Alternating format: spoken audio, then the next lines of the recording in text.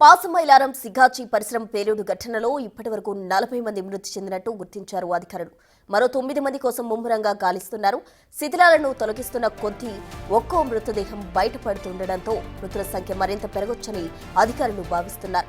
అయితే శిథిలాల తొలగింపులో భాగంగా కొన్ని ఎముకలు గుర్తించారు అధికారులు. వాటిని DNA పరీక్షల కోసం ల్యాబ్కు పంపించారు.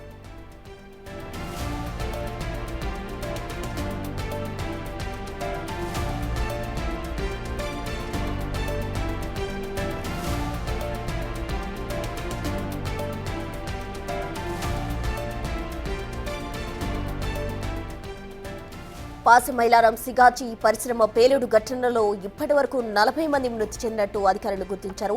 మరో 9 మంది కోసం ముమ్మరంగా అధికారులు గాలిస్తున్నారు. శిథిలాలను తొలగిస్తున్న కొద్దీ ఒక్కో మృతదేహం బయటపడుతుండటంతో మృతుల సంఖ్య మరింత పెరగొచ్చని అధికారులు భావిస్తున్నారు. అయితే శిథిలాల తొలగింపులో భాగంగా కొన్ని ఎముకలు అధికారులు గుర్తించడం జరిగింది. వాటిని DNA పరీక్షల కోసం ల్యాబ్కు పంపించారు.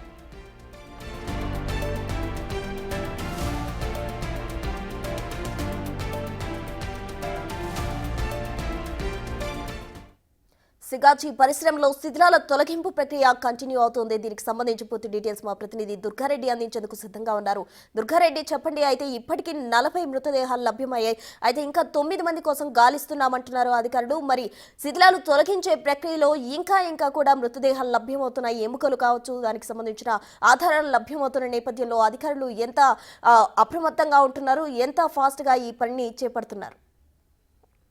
ప్రస్తుతం ఇప్పుడైతే పాసమైలారము సిగాచి పరిశ్రమలో ఈ యొక్క ప్రమాదం జరిగినప్పటి నుంచి ఇప్పటి వరకు అయితే యాజమాన్యము 143 మంది మాత్రమే పరిశ్రమలో ఆ రోజు హాజరయ్యారు.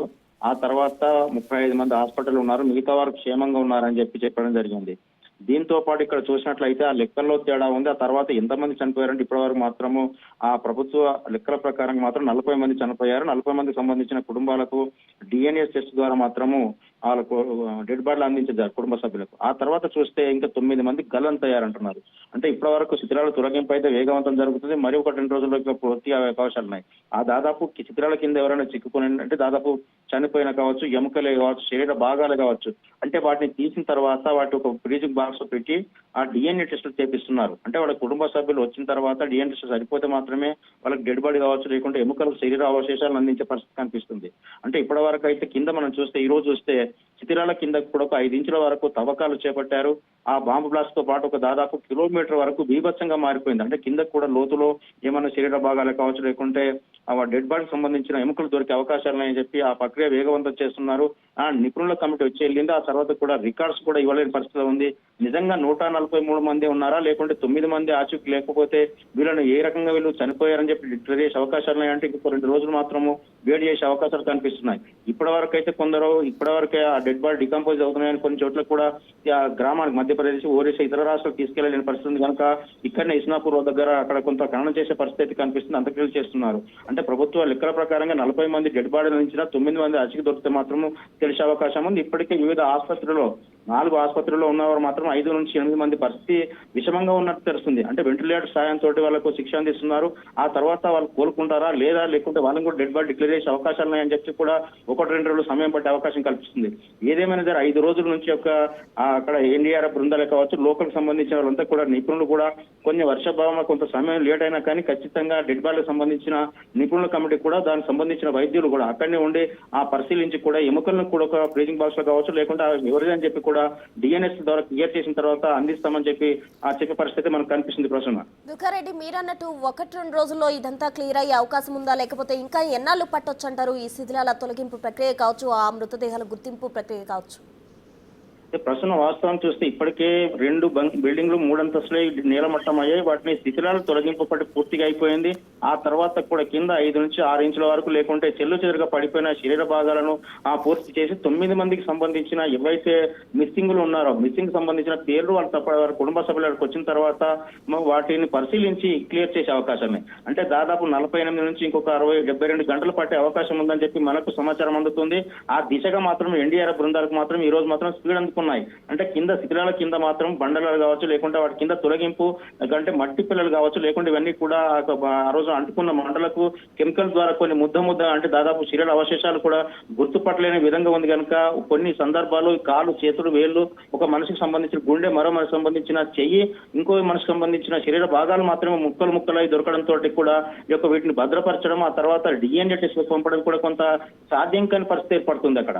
అంటే వీటన్నిటిని కూడా పరిశీలించి వీటి పూర్తి చేయాలంటే కూడా ప్రభుత్వ యంత్రాంగం ప్రక్రియ పూర్తి చేసేందుకు ఆ సిద్ధమై ఆ విధంగా ముందుకెళ్తుంది. ఖచ్చితంగా కుటుంబ సభ్యులకు మీ వ్యక్తి మిస్ అయ్యింటే ఇంకో శరీర అవశేషాలు ఏవి లేకుండా శరీర భాగాలు దొరికినాయి, లేకుంటే వీటిని DNA టెస్ట్ ద్వారా సరిపోతుందని చెప్పి వాటి పరీక్షల అనుసంతరం ఉపయోగించే అవకాశాలు ఉన్నాయి. ఆ దిశగా ఈ 9 మంది మిస్సింగ్ కి సంబంధించిన డెడ్ బాడాలు, శరీర అవశేషాలు దొరికిన తర్వాత ప్రక్రియ పూర్తి అయినట్టు డిక్లేర్ చేసే అవకాశం ఉంది. ఆ దిశగా జిల్లా కలెక్టర్, జిల్లా ఎస్పీ వీళ్ళంతా కూడా అక్కడి నుండి పరిశీలిస్తున్నారు, మానిటరింగ్ చేస్తున్నారు. అంటే ఇక ఏదే శిథిలాల భాగం కింద ఎముకలు దొరికినా వాటిని రికార్డ్ చేయడం, లేకుంటే వాటికి DNA టెస్టులు చేసి ఎవరైతే కుటుంబ సభ్యులు రక్త నమూనాలు తీసుకున్నారో వాళ్ళంతా కూడా ఆ ప్రక్రియ వేగవంతం చేసే విధంగా కొంతమంది కుటుంబ సభ్యులు మధ్యప్రదేశ్, ఒరిస్సా, ఇతర రాష్ట్రాలకు సంబంధించిన వాళ్ళు కూడా ఇప్పటి వరకు ఇక్కడికి రావడం జరిగింది కుటుంబ సభ్యులు. ఆ తర్వాత ఆ రాష్ట్రానికి సంబంధించిన ప్రభుత్వ యంత్రాంగం కూడా ముందుకు వచ్చింది. మధ్యప్రదేశ్, ఒరిస్సా రాష్ట్రాలు కూడా ఒక 10 లక్షల ఎక్స్గ్రేషియా ప్రకటించారు వాళ్ళ కుటుంబ సభ్యులకు. తెలంగాణ ప్రభుత్వంతో పాటు ఆంధ్రప్రదేశ్ సంబంధించిన 14 మంది యొక్క ఈ ప్రమాదం చనిపోయారు.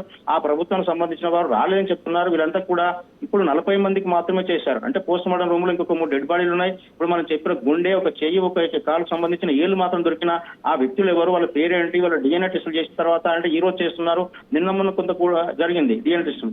ఆ తర్వాత 48 గంటల్లో పరీక్షల అనంతరం వాళ్ళకు కొంతమందికి అప్పగించే అవకాశాలు ఉన్నాయి.